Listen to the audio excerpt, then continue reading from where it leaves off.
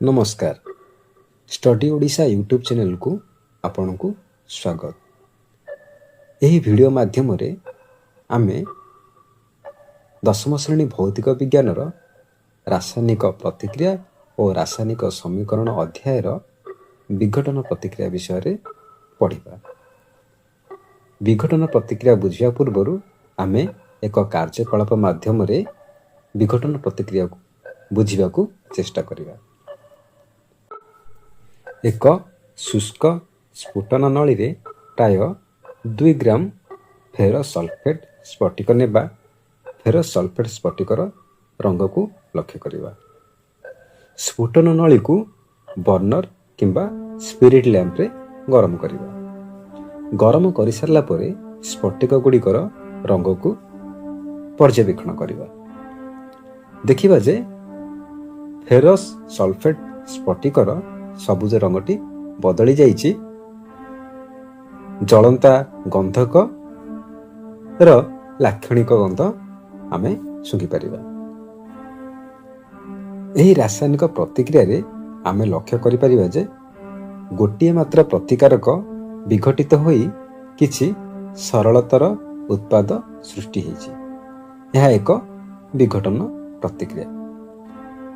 Ferrous sulphate स्फटिक उत्तप्त हेले यह जल हराई थाए एवं स्फटिक गुड़िकर रंग बदली जाए। तापरे यह फेरिक ऑक्साइड, सल्फर डाइऑक्साइड एवं सल्फर ट्राइऑक्साइड को विघटित हुए।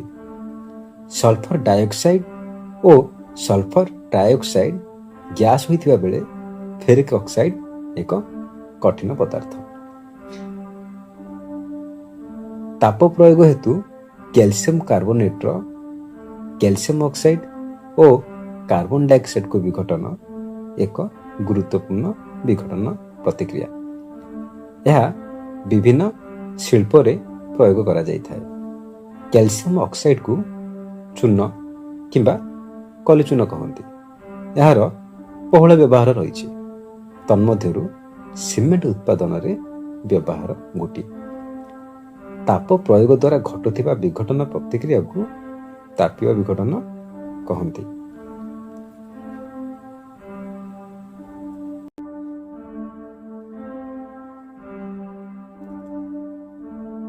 पुणी थरे एक कार्यकलाप प्रस्तुत करिबा। प्राय 2 ग्राम लेड नाइट्रेट चूर्ण एक स्फुटन नली नेबा। स्फुटन नलीटी को एक चिमुडारे धरी गरम करिबा। देखिबा बादामी रंगर धूम उत्सर्जन हेउछि। ई धूम हेउछि नाइट्रोजन डाइऑक्साइड। एठारे घटुथिबा रासायनिक प्रतिक्रियाटी हेउछि लीड नाइट्रेट को गरम कले लीड ऑक्साइड, नाइट्रोजन डाइऑक्साइड एवं ऑक्सीजन सृष्टि हुए। पुणी थरे गोटे कार्यकलाप करिबा। गोटे प्लास्टिक मग नेबा। यार तलपटरे 2टी कणा करिबा एवं कणा थिबा 2टी रबर ठिपी एथिरे लगाइबा। कार्बन इलेक्ट्रोड को एही रबर ठिपी मध्यरे प्रवेश कराइबा। एही इलेक्ट्रोड 2टी को गोटे 6 वोल्ट बैटरी सहित संयोग करिबा।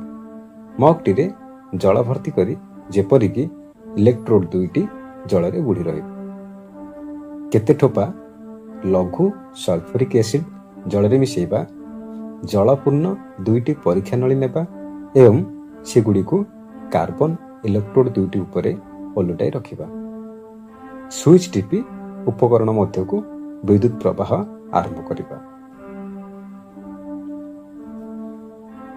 आमे उभय इलेक्ट्रोड ठारे पानी फटका सृष्टि हेउतिबार देखुचे। एही फटका गुड़िक परीक्षा नली मध्यरु जल को स्थानांतर करुचे। उभय परीक्षा नली 2टी रे संगृहित हेउथिबा गैस र आयतन कोनसी एक निर्दिष्ट समय समान कि नहीं ता देखिबा। परीक्षा नली 2टी गैस पूर्ण हो गला परे सतर्कतार सह से 2टी के काढी आनिबा। एक जलंता मोहमबती को परीक्षा नलीर मुह पाखक आनी गैस 2टीर धर्म ଗୋଟିଏ ପରେ ଗୋଟିଏ ପରୀକ୍ଷା କରିବା।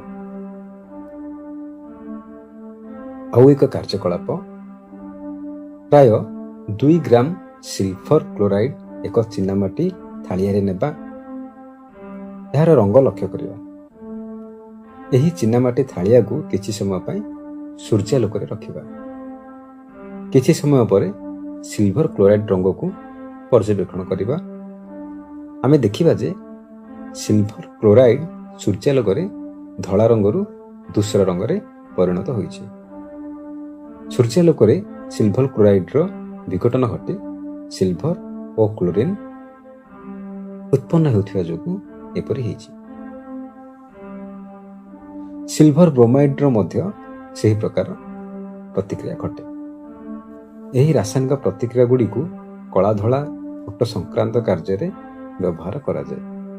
ଏହିସବୁ ବିଘଟନ ପ୍ରତିକ୍ରିୟା କେଉଁ ପ୍ରକାର ଶକ୍ତି ଦ୍ୱାରା ସଂଘଟିତ ହେଉଛି?